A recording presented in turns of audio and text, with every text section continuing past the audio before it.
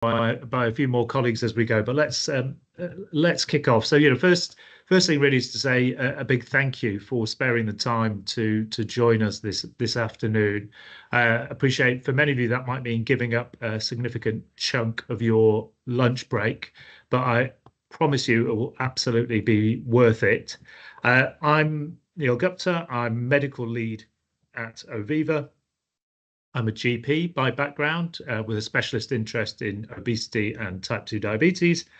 And alongside working for Oviva and being a GP for a number of years, I've worked in NHS commissioning and was previously the chair of a CCG in North London. And that will be specifically relevant when we come on to talk about how you can help your patients access specialist weight management treatment. I am very fortunate today because I'm joined by two fantastic and very experienced colleagues, Tom and Yvonne. And I'm doubly fortunate because they will be doing all of the hard work today.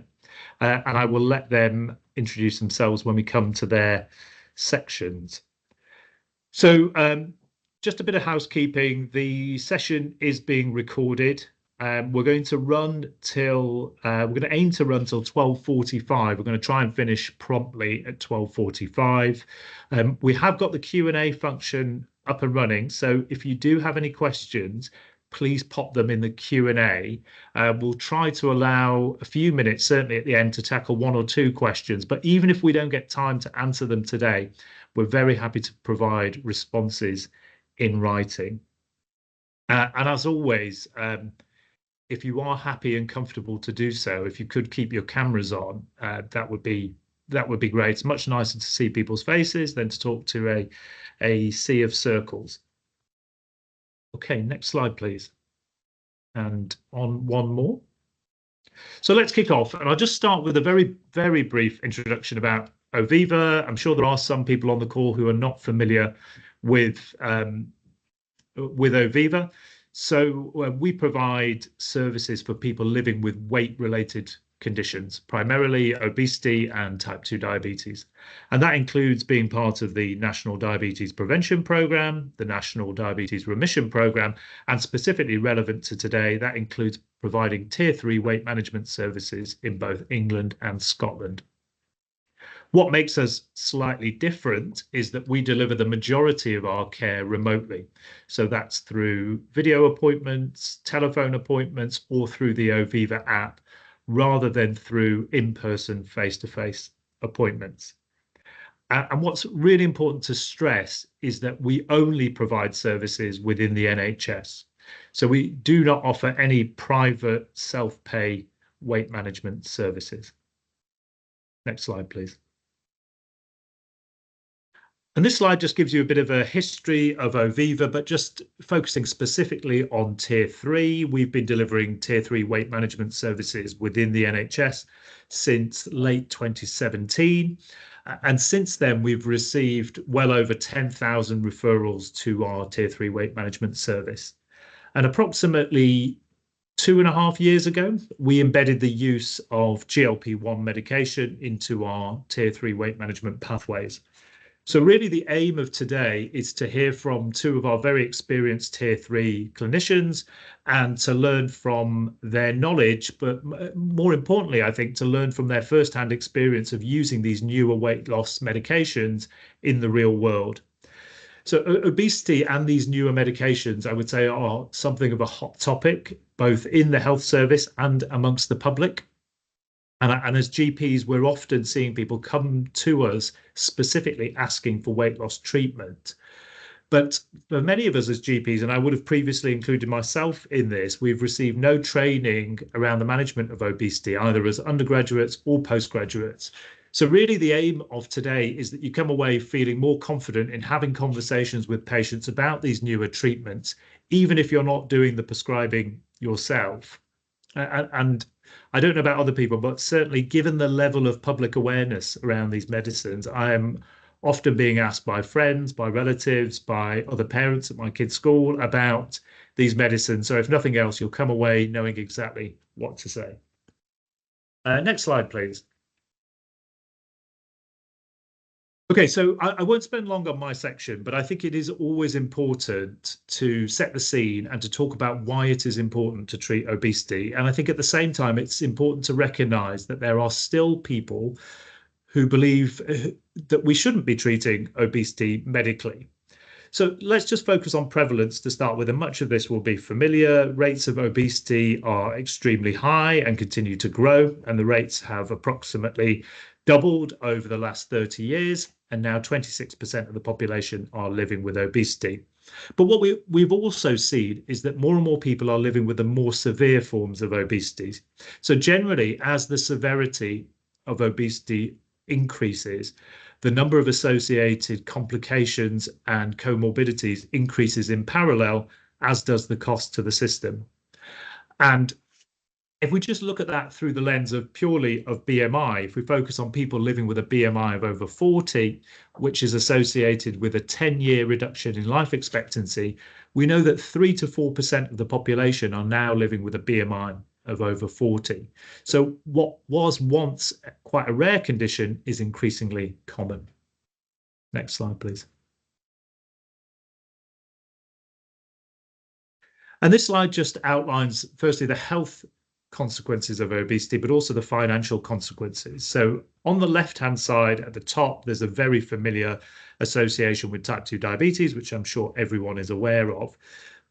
Next, down, which I think is less well appreciated, is that obesity is a significant risk factor for many of the common cancers, and that includes breast cancer and bowel cancer. And really, obesity is second only to smoking in terms of cancer risk factors. But obesity is linked to a whole host of different conditions. Some people describe 200 conditions that are linked to obesity, and many of those are very familiar, things like heart disease and strokes, fatty liver disease, type 2 diabetes, through the metabolic complications of living with obesity. But obesity also has significant mechanical impacts, and that can lead to conditions like obstructive sleep apnea, gastroesophageal reflux, and osteoarthritis. And thirdly, and again, perhaps less well appreciated, is that obesity results in significant psychological and psychiatric complications. And there's a very strong bi-directional relationship between obesity and common mental health conditions like depression and anxiety. And so, not surprisingly, given the impact on the individual, there's a very significant impact financially on the health service and on the wider economy, which if you combine overweight and obesity together, that's estimated to cost the NHS nearly £20 billion per year. And to cost the wider economy nearly £100 billion a year, or 4% of GDP. Next slide, please. So, we know that obesity is very common and it continues the prevalence continues to rise. We know that obesity is hugely damaging for the individual and it's hugely costly for the NHS and the wider economy. And as we're about to hear, we now know that there are very effective and safe treatments for obesity. But when we look at the service infrastructure and the service landscape through which to deliver those treatments, we can see that it's a mess. And I think we've known that obesity services have been a mess for some time, but I think the advent of these newer medicines has really focused people's attention on that. So we know that access to tier 3 weight management services is generally very poor, and we know that it's highly variable. So it is the classic postcode lottery. And one stark way of illustrating that is just to look at the eligibility for Wegovy as per NICE. So NICE estimate that approximately 4.2 million people are eligible for Wegovy.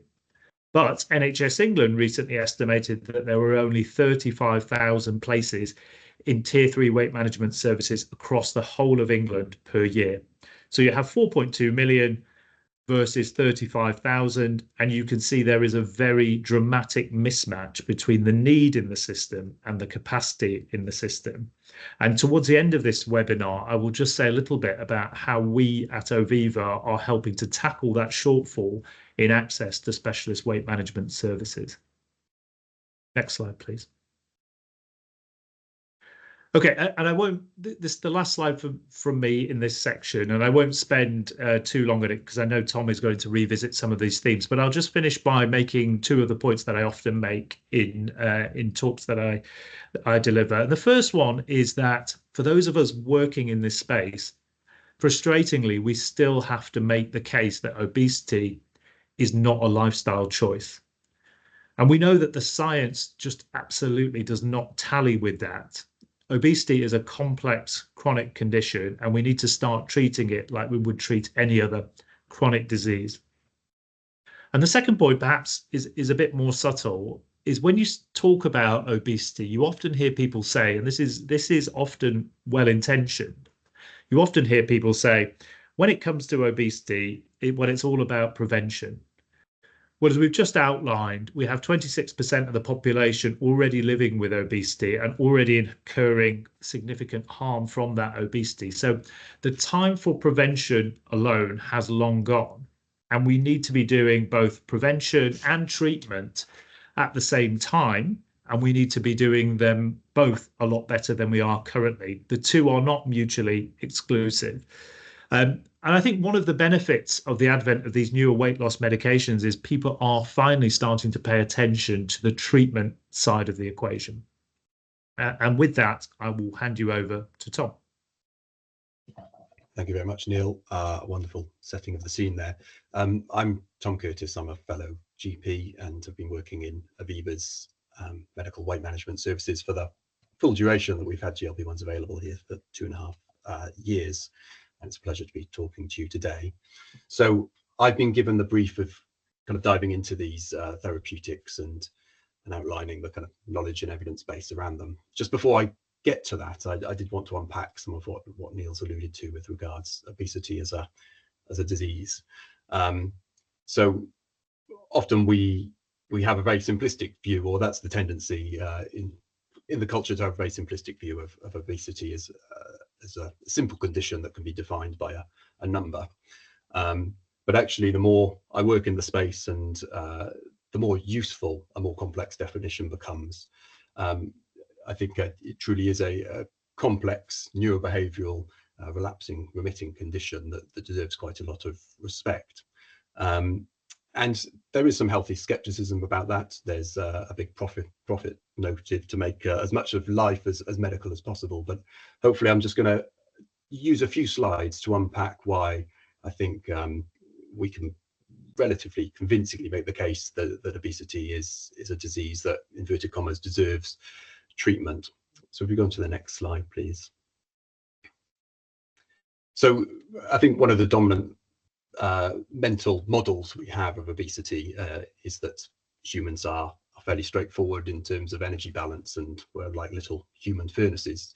You can, if you know the input into the system, you've got fairly predictable metabolic processes, and then any energy that isn't used is stored as fat. So if you just get that energy balance right, you've solved obesity, as it were. So if you get people to eat less and move more, that's the job done. And that has been the paradigm, and it's been a paradigm that's failed.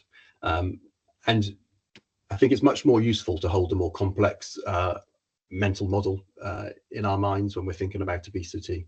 And the next slide, I think, just visualizes that. It's intentionally, well, semi-intentionally, a mess. So we've still got energy balance at the core of it. You can't become overweight and obese without having an energy imbalance problem. But the causal loops that lead to that energy imbalance are massively complex. And this was a mapping exercise that was done by an expert group in 2004. And it's called the Foresight Obesity System Map. And they defined 10 thematic areas, which are in the bottom right there, and then created causal loops via a kind of systems thinking approach to look at all the interplay of factors that leads to an individual to ultimately end up with an energy imbalance and therefore go on to develop obesity. And obviously, we can't spend too long on this, but there's 2 points I really want to make with reference to this slide.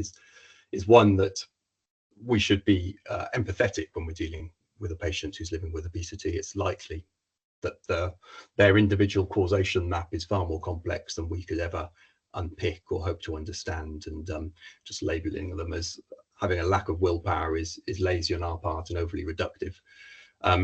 And secondly, these new therapeutics that I'm going to get to, I promise, very soon, aren't going to unpick this complex web.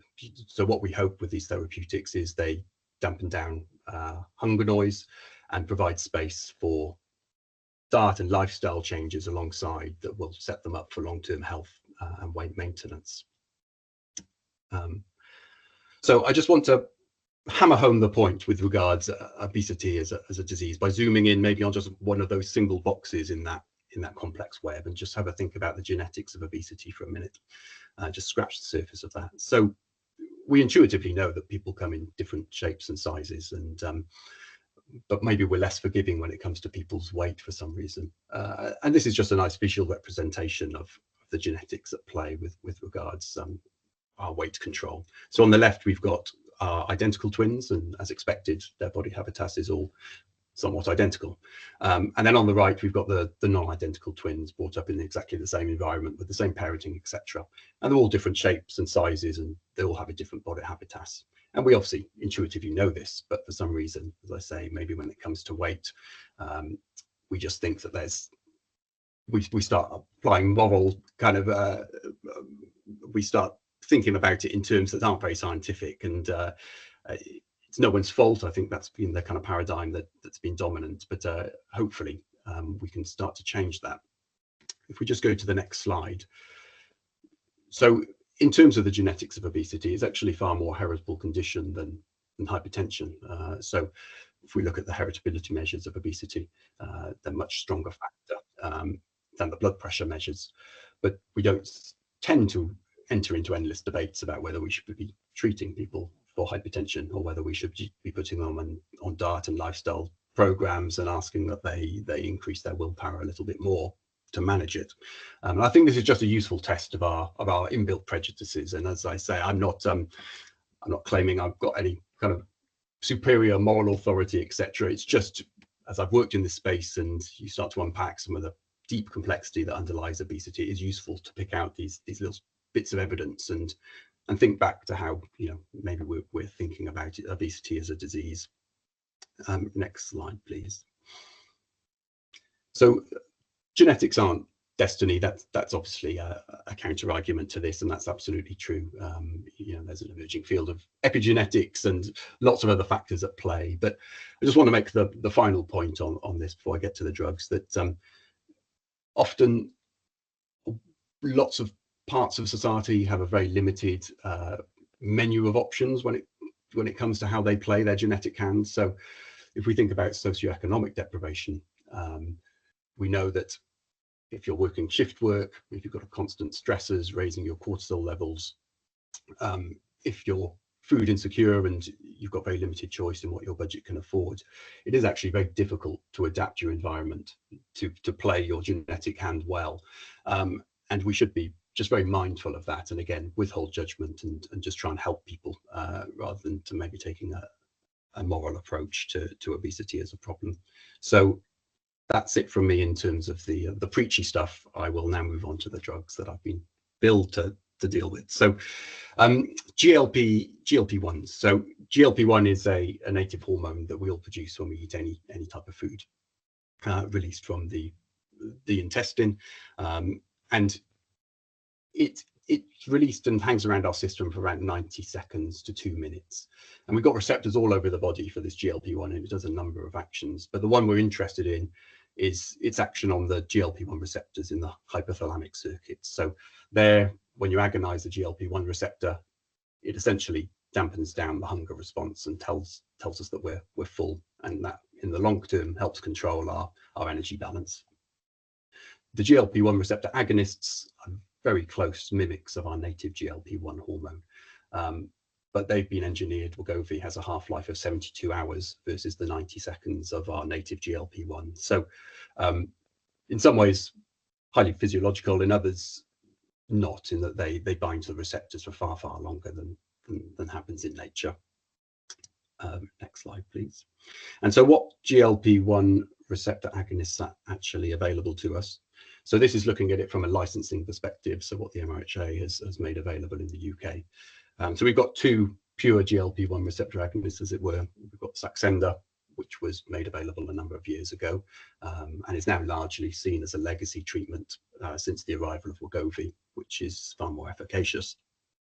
And then we've got the new kid on the block, as it were, in the form of Mounjaro, also known as tirzepatide in the generic name, and that's been licensed since November 2023. And in the private space, you may have patients who are on this, and this is a combination of GLP-1 receptor and GIP receptor agonist.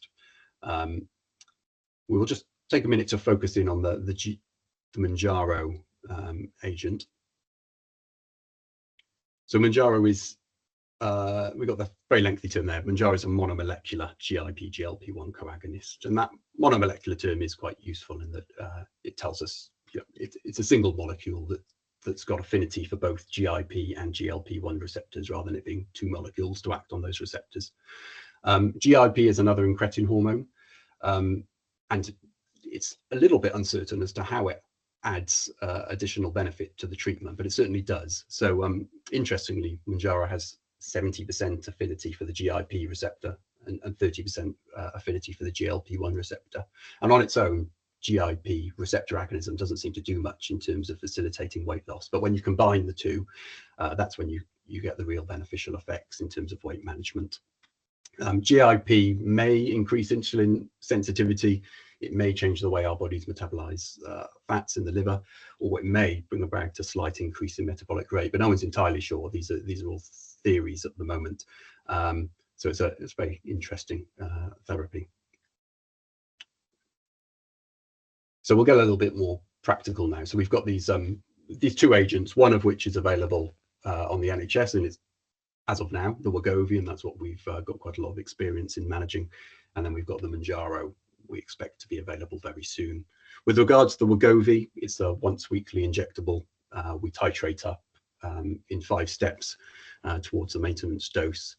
And NICE approved it once you're in a tier 3 service for use in patients with a BMI of over 30 and with any weight-related comorbidity.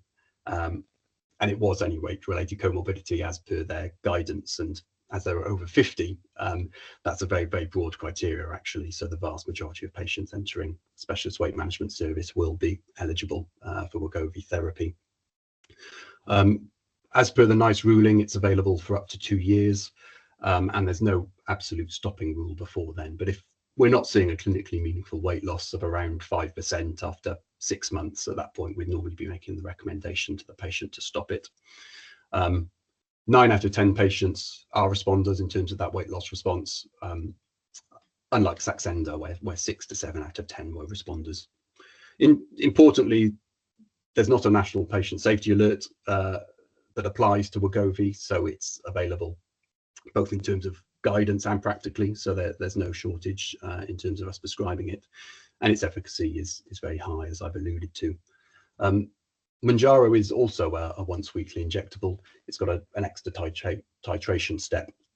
We are waiting a NICE decision, and some of you may be aware that there was an update in just last week about the introduction of Mounjaro, and I think that guidance is probably a webinar in itself, so I'll just flag it for now, but we are expecting final guidelines by December. I think December the 4th is the stop date they've put on it. For Mounjaro, there's also not a national patient status alert, so when it is deemed available as per NICE, then we will be able to get hold of it and potentially be able to prescribe it in practice, and its efficacy is a step up from where Wegovy is. So we'll just have a look at some of the efficacy evidence on the next slide. So the evidence base informing the use of these therapies, there were the STEP trials that supported the use of Wegovy, and then there was the SURMOUNT series of trials for Mounjaro. I think the data point we should focus in on is the percentage of participants losing over 20% of their body weight. So that's the dark green bar there. And we can see with Wegovy, very impressive figures. Around 1 in 3 patients on treatment will lose over 1/5 of their body weight. And then you look at Mounjaro, and it's it's even more mind-blowing, really. You get the majority of patients losing over 1/5 of their body weight on the treatment. So, you know, outside of bariatrics, this is absolutely groundbreaking in terms of efficacy. Next slide, please. So that was a head-to-head comparison. So we had a good idea that Mounjaro was the superior agent, and then just in July this year there was a head-to-head trial between the two, Mounjaro versus Wegovy, and again that definitively proved the case that Mounjaro is the superior of the agents, and I think the mainstream press are calling it the King Kong of weight loss. We don't want to lurch to hyperbole, but I think it is true that Mounjaro is a step change again in terms of the efficacy of these agents. And next slide, please. So why do we care about getting, you know, an extra cohort of people from 10 to 15% and from 15 to 20%? Well, because you start impacting morbidity for a far greater number of people. So this is just a useful mapping of where you can start to see benefit given the percentage of weight loss that you're achieving. So with traditional treatments, you know, 5 to 10% was very good going. We were happy that with the impacting future diabetes risk, and that was largely why Saxenda was allowed for its reduction in diabetes prevalence. But once we start getting above 10%, you start impacting sleep apnea, asthma, heart failure. And recently there has been the SELECT trial I'll draw attention to here. There has been a proven 20% relative risk reduction for major adverse cardiovascular events in those using Wegovy. So they selected patients who had prior cardiovascular events, a stroke, or symptomatic peripheral vascular disease, and the SELECT study found a 20% relative risk reduction. So that's the first time an obesity agent has had that, and now it's been added to its license. So interestingly, I think there will be an expansion beyond just weight management. These will gain licenses for cardiovascular risk reduction as well, and Wegovy is the first to get there. The Mounjaro cardiovascular outcome trials, I think, are 2 to 3 years behind, but are very much active at the moment.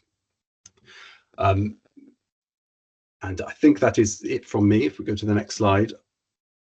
So that's the more theoretical, higher level overview. We now want to make this very practical and useful. So I'll hand you over to Yvonne, who's our lead nurse and has got a wealth of experience in managing these drugs day to day. So thank you, Yvonne. Thanks, Tom. My name's Yvonne. I'm a clinical lead nurse here at Oviva. I've got over 15 years of experience working across tier 3, tier 4 and diabetes. And I just wanted to also just take this opportunity to introduce the rest of the MDT. So as well as the 3 of us on the call, we've got clinical psychology, got clinical lead for diabetes, and also a consultant endocrinologist. So together we head up a good team of prescribers, dietitians and health coaches. So I'll just go on to talk a little bit about the actual process. So once a patient's deemed eligible for Wegovy, so this is based upon the NICE guidelines, we then make sure that they've got lots of information that they can read, so that we can be sure that they really understand the medication that they're going to be taking. So, you know, it covers side effects, what the mechanism of the medication is, so that they, you know, we can be sure that they're really making a fully informed consent. So following that, then they have their onboarding appointment with the prescriber. So at that appointment, eligibility and suitability is double checked, and also they must demonstrate a good level and sound knowledge of the medication, so that we can be sure they are making an informed decision. Occasionally at that appointment, you know, more complex needs might come to light that we didn't first know about based upon referral information. In that case, then the prescriber would perhaps pause the onboarding and just consult some of the other members of the MDT, you know, to get the full MDT input, just to make sure that, sorry about that, just to make sure that this treatment is the most efficacious and safe medication for this particular patient. Once that onboarding has been successful, then we we then see the patients speak to the patients every 4 weeks. So as you'll all be aware, this is a medication where generally the medication is increased every 4 weeks. But occasionally patients might need to go a bit slower, but we really use these opportunities to make sure that we're supporting the patients and just talking to them about their side effects and just making sure that really nothing has changed in terms of their health and their well-being, and just making sure that it is the most suitable, I'm really sorry about this, suitable medication for that patient. Alongside those appointments, then they're also speaking with a dietitian as well, so and perhaps a psychologist. So all of the healthcare professionals that we have here at Oviva really complement each other, and we really build a supportive program that's supportive for the patient on their weight loss journey. Right, well, side effects. So as you'll be aware, looking at the trials that Tom covered just there a short while ago, we know that this medication is really associated with really good weight loss, and as well as good weight loss, glycemic control, which obviously other trials have looked into. But something else that also is really associated with these medications is the potential side effects. So these side effects here are, what the patient information leaflet contains, what the likely side effects is that the patients may encounter. And here at Oviva now, we're getting a really good kind of first-hand experience of what the patients do encounter. And I have to say that generally these are the side effects that they mostly get. We've now got over 800 people on our GLP-1 program. So as well as being fortunate to kind of help so many people, we're also gaining really good experience and learning all the time about what different ways and supporting them, but also learning on how different people react to the medication. So many of these side effects are GI, which is GI related, which is understandable given the mechanism of the medication. But then there are other medications, other side effects then that are more like headaches or fatigue. And generally, I find these can often be quite transient and short term. So just often a bit of reassurance and encouragement is enough just to get the patients through that side effect and hopefully encourage them to continue with their medication. So yeah, as I mentioned, often it's just reassurance and encouragement and support, and that's all they need sometimes, just to explain that these side effects are normal. They're not clinically significant. They don't indicate anything's wrong. They're just an expected side effect, and if they persevere, it's very likely that they will be as their body gets more used to it, those side effects will lessen. Sometimes, however, they do need some more practical help, and so we would maybe suggest antiemetics. Something like domperidone is found to be quite helpful given its prokinetic nature. Sometimes laxatives are needed when increased fluid and increased fibre just isn't enough, and occasionally antidiarrheal medications might be used, but I have to say that's quite rare. And then reflux. So obviously with this cohort of patients, they're sort of already quite predisposed to reflux, and so we often get patients who come to us and they're already on a PPI. So for those patients, we might then require their PPI to be optimized, or perhaps an extra medication added in, or often they can just manage it with making sure that they don't eat and then lie down shortly afterwards and things like that. And often, with the weight loss that they're achieving, can really help counteract that reflux symptoms that they've been having for some time. And then if none of those kind of strategies are helpful, sometimes we might look into stepping back a dose, or just have a slower titration, really. So often patients who are struggling a little bit with side effects, we just remind them again, reassure them that it's normal to have side effects and that it's not a race to get to the top dose. So the trials have shown that 2.4 is the most efficacious dose with weight loss, but the trials have also shown that there are patients who achieve a really good weight loss on a lower dose. And so if a patient is doing well, they're achieving satiety, they're not struggling too much with side effects, we're quite happy for them to sit at a lower dose if that is benefiting them. And so, yeah, we just take each patient as an individual and do what's best for them, really. And as you can see, our dropout rate is super low. It's less than 5%, which is, I think, really sort of demonstrates how well our program kind of supports the patients to adhere to the entire medication program. And next slide, please.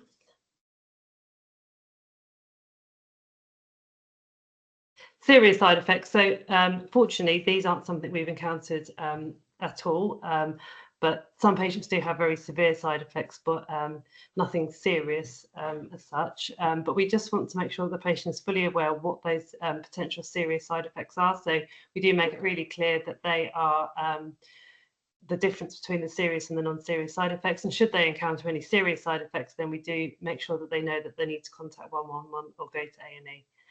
But like I said, thankfully, we haven't encountered any major side effects as yet.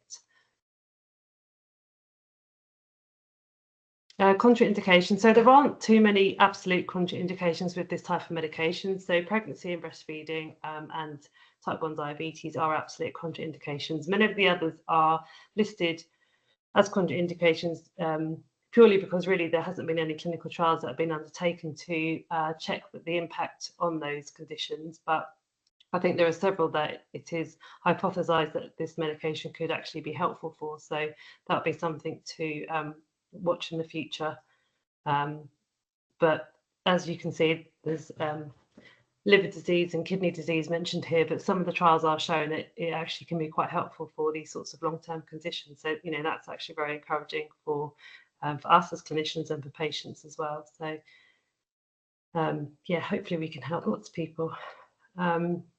Patient experience. So, yeah, I just wanted to explain how well some of the patients respond to this medication. So some, you know, we've got lots of really good long-term successes where they've been on this medication now for about 6 months. They've lost 4 or 5 stone, and they've, you know, as well as reaping the rewards of that weight loss that anyone would get, they've also perhaps maybe achieved a BMI that's enabled them to access surgery that previously hasn't been really a realistic target. So many patients are hoping to get knee replacements or perhaps cholecystectomy, things like that. And like I said, the surgeons, you know, before haven't been able to consider them because of their high BMI. So, you know, it's 4, 5, 6 months on this treatment. They've now achieved a BMI that means that they can access that surgery, which will not only help their physical health, but also their mental health, and really motivate them just to keep going with all the positive changes that they've been making, so they can continue to just benefit from this weight loss. As well as that, then, you know, we get long-term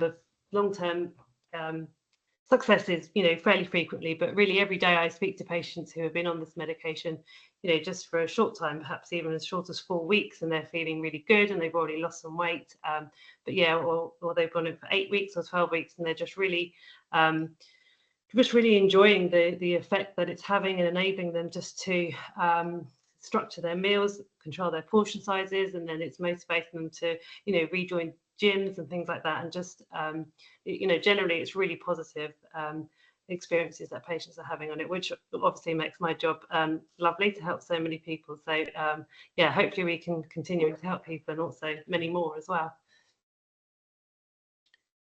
And I think that's all from me, actually. So I'll pass you back to Neil. Thank you, Yvonne, and thank you, Tom. That was great. And just before I wrap up, there's always something I'm very conscious of. We are deliberately today, we are talking about the medication, and clearly we are very excited about the advent of these highly effective medications. But I think it's really important to stress that the advent of these medicines does not mean that it's no longer important to take a holistic approach to treating obesity. So people who are living with severe obesity often have a significant degree of medical, social, psychological complexity, and it's really important that they receive care from a multidisciplinary team with those wider healthcare professionals, so not just doctors and nurses, but dietitians and psychologists, as Yvonne has outlined. And often that is what is often lacking in the private sector. So I can see there's a number of questions coming through about patients accessing these medicines through the private sector, where often there isn't that support. Because I think in the era of these new medicines, I actually believe it's even more important that people are receiving that MDT support, because what we don't want to see is people using these medicines for a short period of time, maybe 1 or 2 months, maybe a bit longer, and then stopping suddenly, either through not being supported through side effects or losing motivation, and when their weight starts to plateau, and then potentially rapidly regaining weight, and potentially ending up metabolically more unhealthy than when they first started. So it's absolutely essential that people receive that multidisciplinary support. With that in mind, that sort of weight loss that Tom outlined, that 15 to 20% weight loss, is genuinely life-changing. So that is a life-changing amount of weight loss, not just in terms of the weight itself, but in terms of the secondary impacts of that, whether it's reduction in the risk of cardiovascular disease or whether it's actually reversal of some of those conditions like reflux that I mentioned earlier on. So given that, just wanted to finish this webinar by just talking about how you can help your patients access these treatments. So this slide here is is just the NICE eligibility criteria for Wegovy. And Tom alluded to this earlier, and I'm sure this will be familiar to most of you, but it is, as Tom alluded to, it's very inclusive. So essentially you need to be living with obesity and you need to have at least one weight-related comorbidity. And the point about this is put out by NICE through what's called a technology appraisal. And technology appraisals by NICE are legally binding. And that's distinct from a lot of the other NICE guidance that comes out. So we may have guidelines around asthma, hypertension, heart failure, which have no legal standing at all. So if you are a patient in England and you meet these eligibility criteria, you are legally entitled to access Wegovy. The problem, as I'm sure everyone is familiar with, is that there just aren't the tier 3 weight management services through which to access the treatment up until now. So if we go to the next slide, please. And I say up until now because I am delighted to say that Oviva's tier 3 service is now available to patients across England, regardless of where they live, through a GP referral under the NHS right to choose legislation. So it's worth just spending a minute talking about what do we mean by the right to choose legislation. So I think we are actually quite familiar with this. So we know that as GPs, we know that patients have a right to choose which provider delivers their consultant-led treatment. And that often that isn't always the nearest provider to them geographically. And I think we're very familiar with that when it comes to common surgical procedures, so things like cataracts, hernia repairs, knee replacements, but it applies equally to consultant-led weight management treatment. And so what that means is that if a patient is deemed suitable for referral to a tier 3 weight management service by their GP, the patient can choose to be referred to Oviva's service. And because we are a remote provider, we can deliver treatment to patients regardless of where they live in the country. So this is a really exciting development. It's really novel development for us. I think for us at Oviva, I think for us as GPs, we've probably seen similar things before. Certainly a lot of us has. The nearest equivalent I can think of is probably adult ADHD services. So a few years back, not a dissimilar situation, threadbare services, very variable access, long waits for services, and then eventually patients started exercising their right to choose to access timely specialist care remotely. Next slide, please. So last slide, really. So how do you refer to Oviva's tier 3 weight management service? Well, it's relatively simple. If you go to oviva.com/refer, there's lots more information, including a referral form. Complete the referral form and send that in either through NHS Mail or through ERS. And if you do go to that site, oviva.com/refer, there's lots of resources there, including the referral form, but also step-by-step guides. And like I say, we are incredibly excited about this because given what we've just heard, we hope this is a means through which many more of the people who will benefit significantly from these treatments will be able to gain access to them. Okay. I'm just looking at the time and we are right at 12:45. So right at the wire. I'm conscious that a question came through beforehand and it's sort of come up in the chat again. We won't get to take all the questions. Apologies for that. We've run a bit short of time, but we are developing an FAQ document, and these will factor these questions into that FAQ document that we're very happy to circulate. But one of the questions on a practical level that came through before the webinar and has come up again in the webinar, maybe one for you, Tom, is what comorbidities are we specifically talking about with eligibility for Wegovy? We talked about living with obesity and having one weight-related comorbidity. What does that mean, that one weight-related comorbidity? Yes, it's hard to get inside NICE's head, but it was literally a weight-related comorbidity was the criteria that they used. So we used maybe 10 weight-related comorbidities that we'll accept, and as I say, there could probably be a lot more, or you could argue there should be a lot less. So the common ones, obviously, the ones that instantly spring to mind are pre-diabetes, type 2 diabetes, dyslipidemias, cardiovascular disease, but then also we factor in obstructive sleep apnea, PCOS, and then there's a debate as to whether you start factoring in the mental health conditions, which, as Neil alluded to at the start, have got a very strong bidirectional link, but they certainly do count in the literature as weight-related comorbidities. So it's very broad-based, and then you start getting into all the musculoskeletal conditions as well, particularly knee and osteoarthritis and chronic low back pain. So it is very broad, and as I say, it's generally a small minority that don't have a weight-related comorbidity when they come to our clinic. The average BMI of patients presenting to us is 46. So at that kind of level of weight problem, then it is very rare that we don't find a fatty liver disease or something that is a true weight-related comorbidity. And then in your mind, we need to separate out the kind of license versus the NICE, which can lead to confusion. So if you look in the BNF, it's somewhat different because that's the licensing. I think there was a question around that, but does that answer that question? So I'm sorry I can't give a definitive answer. In the Mounjaro update they've given, the tirzepatide, they have NHS England and NICE have proposed limiting that comorbidity criteria to, I think, 5 conditions. So hypertension, hypertension, dyslipidemia, cardiovascular disease, obstructive sleep apnea, and type 2 diabetes. So for the Mounjaro update that we're expecting by December, they're the 5 conditions that they're going to count as comorbidities. But for Wegovy, it has been left very vague. And as I say, when there's such a high rate of comorbidities in the patients living with that degree of obesity, it does mean it's open to most people that we see.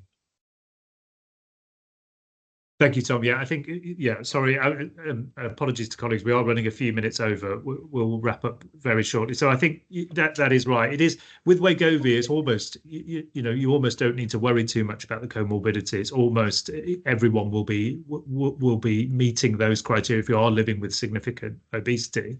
The mood music, although this hadn't been confirmed, is that it's going to be more restrictive for tirzepatide, for Mounjaro, as Tom says, but the NICE guidance hasn't come out yet. Just with this last minute, because I just see there's a flurry of questions that are more practically aimed, based around referral to the service. The first thing I would say is everyone's question, if you are named on there, has been noted, and we can get back to you with a specific answer if we don't get to answer it now. But some of the themes that have come out, the first thing, for the right to choose, it has to be a GP referral. It has to specifically be a GP referral. That is how the legislation works. The advantage of one of the many advantages, I should say, of our service is the wait time. So we are talking about a matter of weeks before we can get people onboarded, as opposed to some of the ridiculous waits we see with local tier 3 services. So we've recently onboarded a whole host of patients from an area of the country who were facing up to 4-year waits for tier 3 services, which clearly is not acceptable. We can see people and get them started within a number of weeks.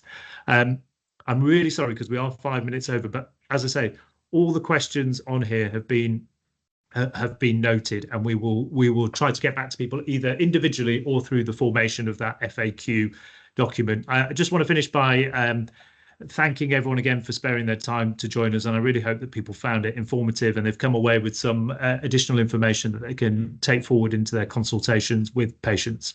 Okay, take care.